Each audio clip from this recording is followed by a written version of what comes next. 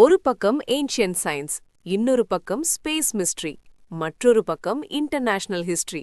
இன்னைக்கு நம்ம பார்க்க போற இந்த வீடியோ வெறும் டிவோஷனல் வீடியோ கிடையாது. இது லார்ட் முருகன் பத்தி உங்க யோசனையே மொத்தமா மாத்த போற ஒரு டீப் இன்வெஸ்டிகேஷன். இந்த ஒரே வீடியோல நம்ம 4 முக்கியமான விஷயங்களை அன்மாஸ்க் பண்ண போறோம். 9 விஷப்பொருட்கள் எப்படி உலகத்தின் பவர்ஃபுல் மருந்தா மாறுச்சு, ஆப்பிரிக்காவின் ஹாரஸ் கடவுளும் நம்ம முருகனும் ஒன்னா, 6 கார்த்திகை பெண்கள் வெறும் கதைகளே இல்ல, அது பிளேடிஸ் நட்சத்திரங்களோட காஸ்மிக் லிங்கா, முருகனின் 6 முகங்களுக்கு பின்னாடி உள்ள குவாண்டம் பிசிக்ஸ் என்ன. கடைசி வரைக்கும் பாருங்க, ஏன்னா ஒவ்வொரு பாயிண்ட்டும் உங்க கற்பனையோட எல்லையை தாண்டி இருக்கும். ரெடியா? Let's dive deep. 9 விஷப்பொருட்கள் ஒன்னு சேர்ந்தா நிமிஷத்துல உய்ய போயிடும். ஆனா அதே 9 விஷத்தை வச்சு உலகத்தையே ஆச்சரியப்படுத்துற ஒரு மெடிசனா மாத்த முடியும்னு சொன்னா நம்புவீங்களா? இது 5000 வருஷத்துக்கு முன்னாடியே நடந்த ஒரு ஏன்ஷியன்ட் மேஜிக். பழனி மலை மேல நம்ம பாக்குற அந்த முருகன் சிலை வெறும் கற்களாலோ இல்ல உலோகங்களாலேயோ ஆன சிலை கிடையாது. அது நவபாஷாணம்னு சொல்லப்படுற ஒரு ரகசிய கலவை. அந்த காலத்துல மக்களுக்கு வர பல நோய்களை குணமாக்க காயகல்பா முறையில ஒரு சிலை செய்ய முடிவு பண்ணாரு. சாதாரண கல் சிலை வடிப்பதை தவிர்த்து 448 நோய்களை குணமாக்குற சக்தி கொண்ட 9 அபூர்வ விஷப்பொருட்களை யூஸ் பண்ணாரு. அது என்ன அந்த 9 பொருட்கள்?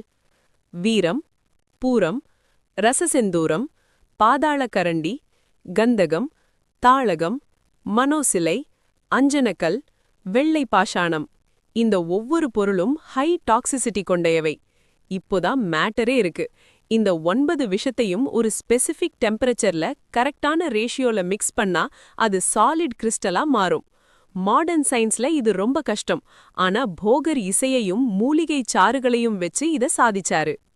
நவபாஷாண சிலை மேல பால் இல்ல பஞ்சாமிர்தம் படும்போது அந்த சிலையில இருக்கிற மூலிகை சாறும் தடுப்பு பொருட்களும் அந்த லிக்விடோட கலக்குது. இத சாப்பிடும்போது இன்க்யூரபிள்னு சொல்லப்படுற பல cancer, skin diseases and internal issues குணமாகுது. இந்த சிலையோட திருமுகத்தை பார்த்தாலே மனசு அமைதியாகும்னு ஆடியன்ஸ் சொல்லுவாங்க. ஆனா உண்மை என்னன்னா, அந்த ஏரியால இருக்கிற வைப்ரேஷன்ஸ் அந்த சிலையோட மெட்டீரியல்ல இருந்து வருது. ஆனா ஒரு வருத்தமான விஷயம் என்னன்னா, மக்கள் தொடர்ச்சியா அபிஷேகம் பண்ணதால சிலை இப்போ தேய ஆரம்பிச்சிருச்சு. இப்பவுமே அந்த சிலையே இப்படி ஒரு மிரக்கல்னா, போகர் சித்தரோட அந்த ஒரிஜினல் ஃபார்முலா திரும்பவும் கிடைச்சா இந்த உலகத்துல நோய்களே இருக்காதுல்ல. அடுத்து, நம்ம ஊரு முருகன் இதே அடையாளங்களோட ஒரு கடவுள் 5000 வருஷத்துக்கு முன்னாடி ஏன்ஷியன்ட் ஈஜிப்ட்ல இருந்தாருன்னு சொன்னா நம்புவீங்களா? எஸ், ஹாரஸ் ஈஜிப்டோட ரொம்ப பவர்ஃபுல்லான கடவுள். இவனுக்கும் நம்ம முருகனுக்கும் உள்ள சிமிலாரிட்டிஸ பார்த்தா 2 பேரும் ஒண்ணுதானோன்னு உங்களையே யோசிக்க வைக்கும். அதெப்படி? வாங்க டீப்பா பார்க்கலாம். ஃபர்ஸ்ட், பேசிக் ஸ்டோரிய பாருங்க. முருகன் யாரு? சிவனோட மகன், அசுரன் சூரபத்மனை அழிக்க வந்த போர்க்கடவுள். ஈஜிப்ட்ல ஹாரஸ் யாரு? ஒசைரஸோட மகன், தொன்மையான ஈஜிப்டை காப்பாத்த வந்த போர்க்கடவுள். இங்கு முருகன் தன்னோட சித்தப்பா, மாமா, முறைக்காரன் கூட போரிடுறாரு. அங்க ஹாரஸ் தன்னோட சித்தப்பாக்கள் கூட போரிடுறாரு. 2 பேரோட பேசிக் ஆரிஜின் ஸ்டோரியுமே காட் வர்சஸ் ஈவில் பேட்டில் தான். இப்போ சிம்பிள்ஸ கவனிங்க. முருகனோட கையில வேல் இருக்கும். ஈஜிப்ட்ல ஹாரஸோட கையில ஒரு ஈட்டி இருக்கும். ஹாரஸோட கண்ணு தான் அவனோட பெரிய சக்தி. நம்ம ஊர்ல வேல் என்பது சக்தியின் வடிவம்னு சொல்லுவோம். அதைவிட ஆச்சரியமான விஷயம், மயில். ஈஜிப்ட்ல மயில் கிடையாது. ஆனா ஹாரஸ பருந்து வாகனத்துல காட்டுவாங்க. 2 பேருமே வானத்துல பறக்கிற ஒரு பவர்ஃபுல் பறவையத்தான் வாகனமா வச்சிருக்காங்க. இப்ப கொஞ்சம் டீப்பா ரிசர்ச் பக்கம் போலாம். முருகனுக்கு கௌமாரன்னு ஒரு பேர் இருக்கு.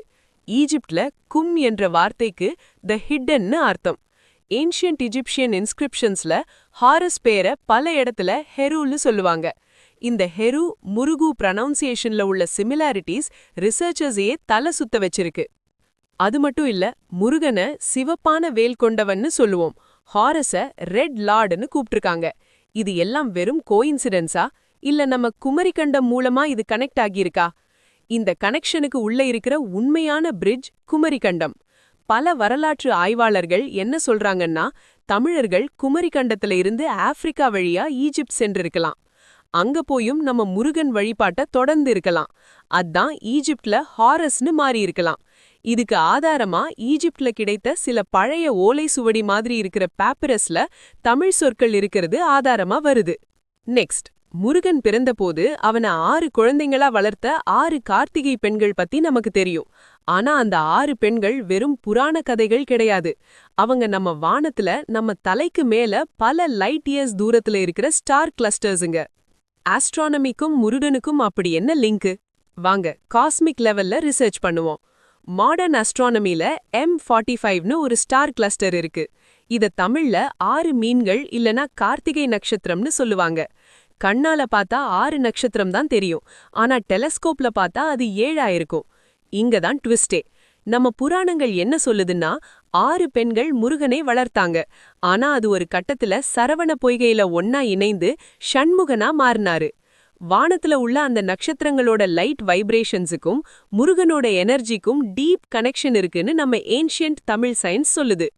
ஏன் 5 ஸ்டார் இல்ல, ஏன் 7 ஸ்டார் இல்ல, ஏன் 6 இருக்கு? நம்ம மூளையில இருக்கிற பீனியல் கிளாண்ட் மற்றும் 6 சக்கரங்களை ட்ரிகர் பண்ணக்கூடிய யுனிக் ஃப்ரீக்வன்சி இந்த கார்த்திகை நட்சத்திரங்களுக்கு இருக்கு. முருகன் சிலையில உள்ள அந்த 6 முகங்கள், அதை எப்பவாவது டீப்பா நோட்டீஸ் பண்ணிருக்கீங்களா? நம்ம முன்னோர்கள் 5000 வருஷத்துக்கு முன்னாடியே ஒரு மனுஷன் எப்படி மல்டி டைமென்ஷனல் பீயிங்கா மாற முடியும்னு முருகனோட 6 முகங்கள் மூலமா சொல்லி வச்சிருக்காங்க. முருகனோட 6 முகங்களுக்கும் ஸ்பெசிஃபிக்கான பெயர்கள் இருக்கு. இதுதான் சீக்ரெட் கோட்ஸ். ஈசானம், இது ஆகாயத்தை குறிக்குது. தத்புருஷம், காற்று, நம்ம சுவாசம். வாமதேவம், இது வாட்டர். அகோரம், இது நெருப்பு. சத்யோஜதம், இது எர்த். அதோமுகம், இதுதான் ரொம்ப இம்பார்ட்டன்ட், இது கான்ஷியஸ்னஸ். இந்த பிரபஞ்சமே இந்த 5 எலமெண்ட்ஸால ஆனதுதான். ஆனா அந்த 6வது அதோமுகம் தான் ஞானம்னு சொல்லப்படுற விஸ்டம். இந்த 6 முகங்களும் ஒன்னா சேர்ற இடத்துல தான் ஸ்கந்தா உருவாகிறாரு. மாடர்ன் பிசிக்ஸ்ல 6 டிகிரீஸ் ஆஃப் ஃப்ரீடம்னு ஒரு கான்செப்ட் இருக்கு. ஒரு பொருள் யூனிவர்ஸ்ல எப்படி மூவ் ஆகும்னு இது சொல்லுது. முருகனோட 6 முகங்களும் 6 டிஃப்ரெண்ட் டிரெக்ஷன்ஸை பார்த்துட்டு இருக்கும். இதன் அர்த்தம் என்னன்னா, முருகன் டைம் அண்ட் ஸ்பேஸுக்கு கட்டுப்படாத ஒரு ஆம்னி பிரசன்ட் எனர்ஜி. அவரு ஒரே நேரத்துல எல்லா டைமென்ஷன்லயும் இருக்க முடியும். இததான் குவாண்டம் சூப்பர் பொசிஷன்னு இப்ப சயின்ஸ்ல சொல்றாங்க. நம்ம முன்னோர்கள் இத ஷண்முகன்னு ஒரு உருவமா நமக்கு புரிய வச்சாங்க. கோவில்கள்ல முருகன் சிலைய பார்த்தா முன்னாடி 5 முகம் தான் தெரியும். 6வது முகம் சிலையின் பின்னாடி இல்லனா ஹிட்டனா இருக்கும். ஏன் தெரியுமா? அந்த 6வது முகம் இன்டர்னல், அது உங்களுக்குள்ள இருக்கிற ஆத்மன். உன்ன நீயே உள்ள பாக்கும்போதுதான் அந்த 6வது முகம் உனக்கு தரிசனம் தரும். இது வெறும் டிவோஷனல் மேட்டர் இல்ல, இது extreme level self realisation science. நவபாஷாணத்துல ஆரம்பிச்சு டைமென்ஷன்ஸ் வரைக்கும் நம்ம முருகன் பத்தின இந்த 4 ஃபேக்ட்ஸும் உங்க மைண்ட ப்ளோ பண்ணிருக்கும்னு நம்புறேன்.